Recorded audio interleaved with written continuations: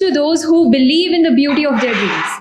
Ladies and gentlemen, now it's time to embark on a journey of enlightenment with our first TEDx speaker session. Our incredible lineup of speakers will ignite our imaginations and challenge our perspectives on the future.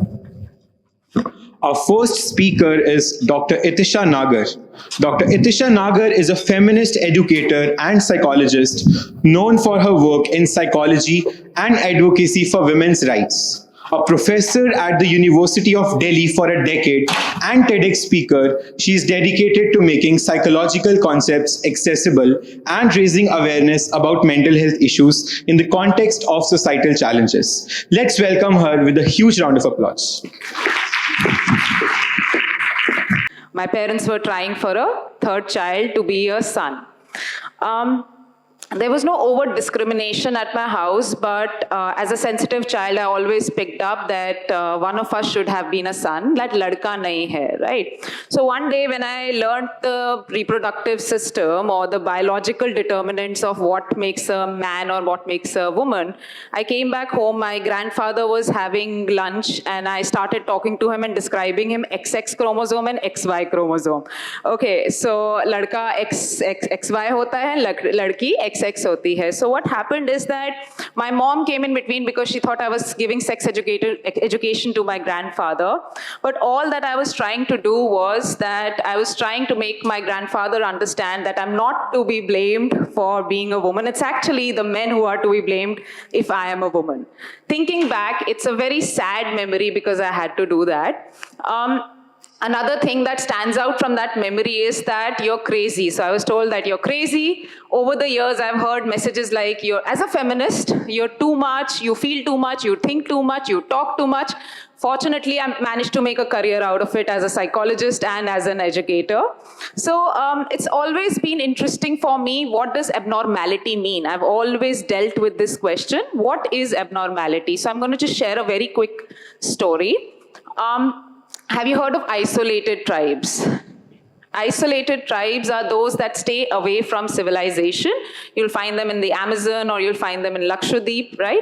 So there is an isolated tribe that has congenital blindness, right? So a man who's hiking, he loses his path and he manages to stumble upon this tribe. The tribe kind of adopts him, but this man has the sight of, he can see things. So when you can see things, you're gonna say things like, oh, it's such a beautiful day, look at these bright flowers, oh, it's such a dark day. So what would happen is that the tribe's people, they started thinking that he's hallucinating, that there is something wrong with this person because he keeps saying things that they can't sense. So what they do is they take him aside out of a lot of love and care. They realize that there's something on his face that makes him act out and hallucinate like that. So what they do is they kind of scoop out his eyes to make him normal. That is the kind of violence a lot of us do on people who are different from us.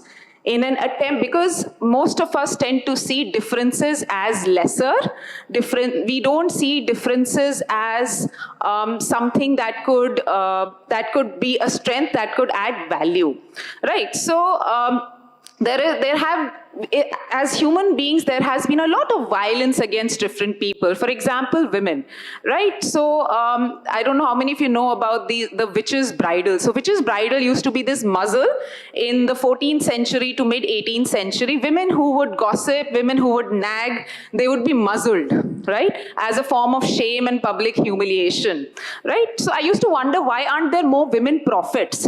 And then I read more recently, imagine a woman saying that she can hear God, that God is speaking to her. She would have been branded as a witch and burnt, which they were, by the way, right? Witch burning or witch hunting is not something that is so far in the past. Even in India today, you have witch hunts in so many places, right? Similarly, if you look at queer population, up until the 1970s, homosexuality was considered to be a mental disorder, mental illness. Even today, in many sectors, in many pockets of the country, people tend to perceive, understand homosexuality as a mental illness, right? So we have a long history of violence against people who are different. So what I have understood about abnormality so far is that abnormality is a myth. There is a beautiful quote that says that abnormality is a myth. What is normal for the spider is chaos for the fly, right? Abnormality is also a matter of power. Who is defining whom as abnormal? So there is a very beautiful activity I would do with my students. I would ask them to go and interview any 5 people and let these 5 people to be as distinct as possible from each other and ask them pagal kaun hota hai, who is a crazy person. And there were some very beautiful answers that I got. So one of my students went to the college watchman. She asked ki Thapa bhaiya pagal kaun hota hai, who's crazy? So he says, pagal to kuch nahi hota, ye to jawani ka josh hota hai. It's the frenzy of the youth. Of course, I taught in women's college. So in the absence of male gaze, women would definitely appear to be crazy. Then there was a drug dealer that my student happened to interview, and he said that rich people are crazy. They spend so much money buying drugs and destroying their health. If I ever become rich, I will never destroy my health. There was a child laborer, a boy, 12-year-old, working at some shop. So my student went and interviewed him that, who do you think is crazy? So this child said, main pagal hu. I am crazy. I should be studying, but here I am working. And the best answer that I actually received, according to me, was this auto wale bhaiya who actually said, pagal to Bhagwan hai, जिसने हमें इतना distinct बनाया, इतना different बनाया है, but आराम से प्यार से मिलके रहना नहीं सिखाया. It's God who is crazy, who's made us so diverse but has not taught us how to live together in peace. Yeah, so that's what I have understood that. But with so many difference, look around. I was told that this university has students from at least 26 states of the country. There is so much diversity, the sex, the gender, the caste, the class, the religion, right? So much diversity. Is there anything that is common amongst us?